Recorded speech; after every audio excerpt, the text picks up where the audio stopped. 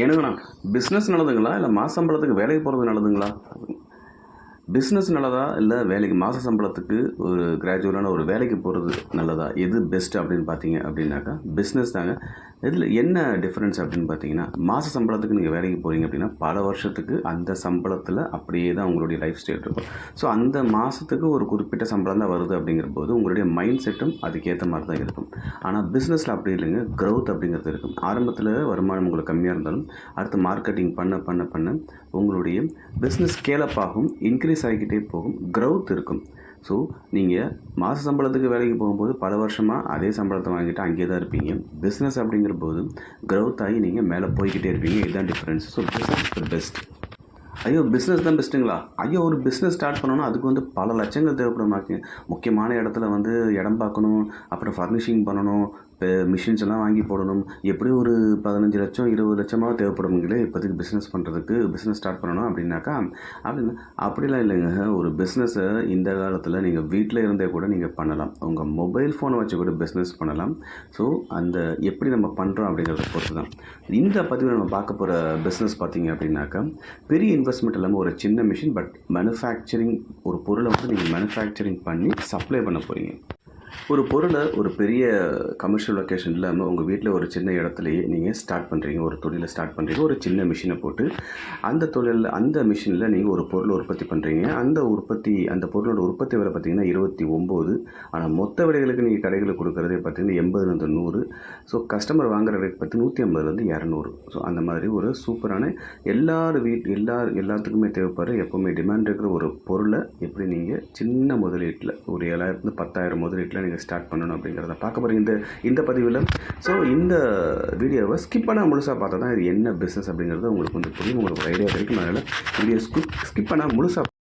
So அதுக்கு முன்னாடி ஒரு சின்ன ரிக்வெஸ்ட், என்னோட சேனலை பார்த்தா நீங்கள் ஃபர்ஸ்ட் டைம் பார்க்குறீங்க, இது வரைக்கும் சப்ஸ்கிரைப் பண்ணலாம், சப்ஸ்கிரைப் பண்ணுங்கள். சப்ஸ்கிரைப் பண்ணுறதுக்கு பாருங்கள், இந்த வீடியோக்கு கீழே சப்ஸ்கிரைப் அப்படிங்கிற இருக்கிற பட்டனுக்கு பாருங்கள், அதை கிளிக் பண்ணுங்கள். கிளிக் பண்ண உடனே ஒரு பெல் பட்டன் அப்பீர் ஆகும். அந்த பெல் பட்டனையும் மறந்துடாமல் கிளிக் பண்ணுங்கள். ஏன்னா அந்த பெல் பட்டனை கிளிக் பண்ணுறது மூலமாக நான் வீடியோ போடும்போது உங்களுக்கு நோட்டிஃபிகேஷன் கிடைக்கும். சரி, வாங்க நம்ம வீடியோக்குள்ள.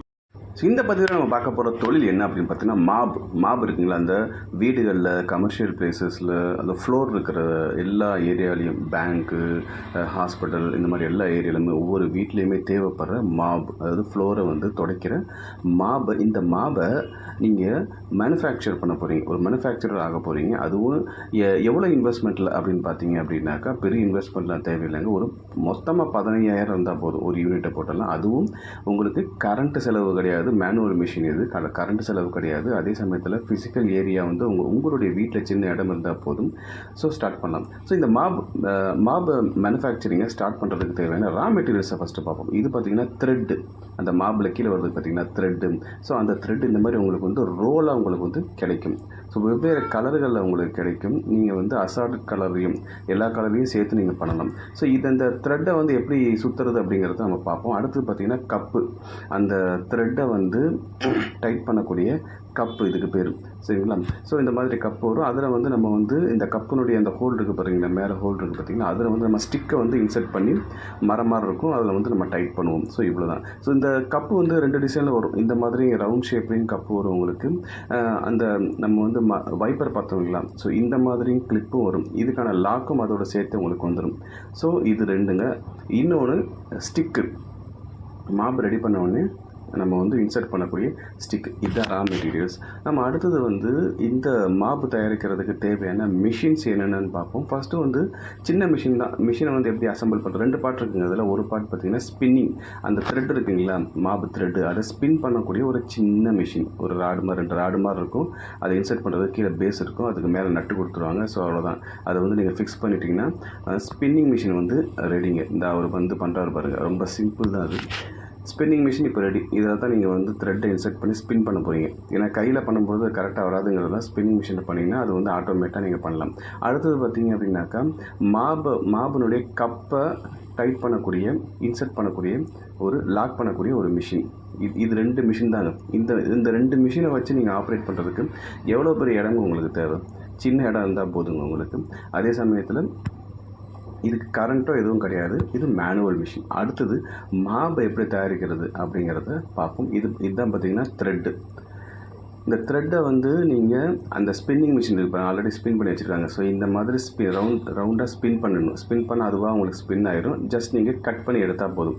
ஒரு கார்னரில் கட் பண்ணி எடுத்தீங்க அப்படின்னாக்கா கீழே மாபுக்கு நம்ம இன்சர்ட் பண்ணக்கூடிய அந்த த்ரெட் வந்து இந்த மாதிரி கிடச்சிரும்.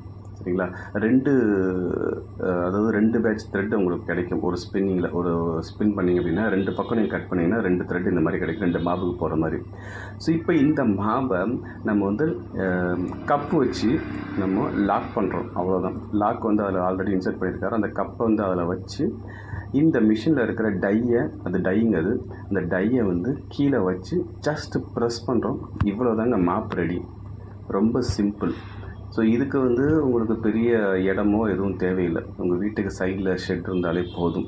அதில் நீங்கள் ரா மெட்டீரியல்லாம் வச்சு எல்லாமே நீங்கள் ரெடி பண்ணிக்கலாம். அவ்வளோதாங்க மாப் ரெடி. இப்போ வந்து அதில் வந்து ஸ்டிக்கை இன்சர்ட் பண்ணிடுவீங்க.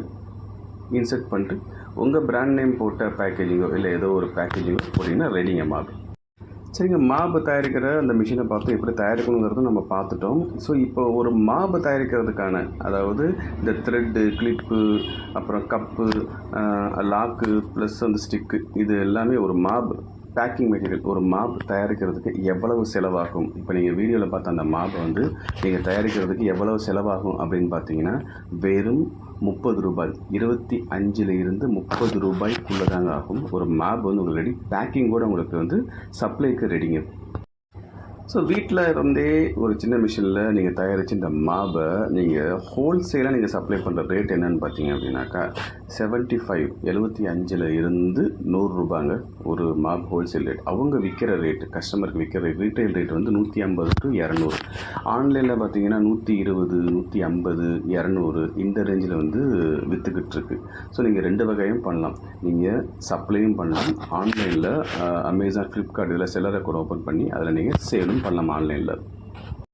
ஸோ வெறும் ஸ்டிக் இல்லாமல் இந்த மாதிரி மாபனுடைய கீழ்ப்பகுதியை மட்டும் ஹோல்சேலில் விற்றுட்ருக்காங்க, ஆன்லைன்லேயும் விற்றுட்ருக்காங்க. இதுவே 110 ரூபா, 120 ரூபா அப்படின்னு சொல்லி விற்றுக்கிட்டு இருக்காங்க.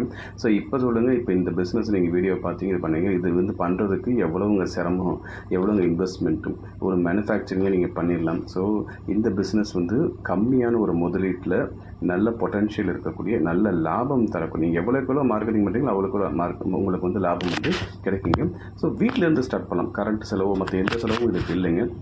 ஸோ இந்த வீடியோவில் பார்த்தா அந்த மிஷின் அண்ட் ரா மெட்டீரியல்ஸினுடைய சப்ளையரோட டீட்டெயில்ஸ் இந்த வீடியோவிலேயே நம்பர் இருக்குங்க, ஆரம்பத்திலே இருக்குது. அதனால் வந்து நீங்கள் ஃபர்தர் டீட்டெயில்ஸ்க்கு அவங்களுக்கு நீங்கள் ஃபோன் பண்ணி கேட்டுக்கலாம். ஸோ இந்த தொழில்துறை கண்டிப்பாக உங்களுக்கு உபயோகமானதாக இருக்கும் நம்பர். அப்படி இருந்தால் மறக்காமல் சப்ஸ்கிரைப் பண்ணுங்கள். மேலும் ஒரு நல்ல தொழில்துறையும் சந்திக்கிறேன். நன்றி, வணக்கம்.